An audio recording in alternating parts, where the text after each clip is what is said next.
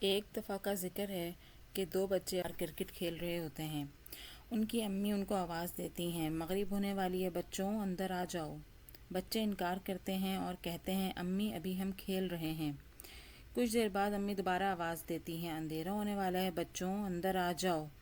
مگر بچے امی کی بات نہیں مانتے اور کھیلتے رہتے ہیں۔ جیسے ہی اندھیرا ہوتا ہے ایک بڑا دیو آتا ہے اور دونوں بچوں کو اٹھا کر جنگل کے ایک کونے میں لے جاتا ہے۔ بچے ڈر کر رونے لگتے ہیں اور کہتے ہیں ہمیں اپنی امی کے پاس جانا ہے۔ دیو زور سے دھاڑتا ہے، جب تمہاری امی بلا رہی تھی تب تو تم نے ان کی بات نہیں مانی، اب کیوں رو رہے ہو؟ دیو جیسے ہی زور سے بولتا ہے جنگل کے سارے جانور، شیر، چیتا، ہاتھی، بندر، گیدڑ، زیبرا، زرافہ، مگرمچھ سب خوف سے بھاگ جاتے ہیں۔ بچے روتے ہوئے کہتے ہیں ہمیں اپنے گھر جانا ہے، ہمیں اپنی امی کے پاس جانا ہے۔ دیو کہتا ہے تم لوگ امی کی بات تو مانتے نہیں ہو، پھر امی کے پاس کیوں جانا چاہتے ہو؟ بچے کہتے ہیں نہیں نہیں، اب ہم امی کی بات مانیں گے۔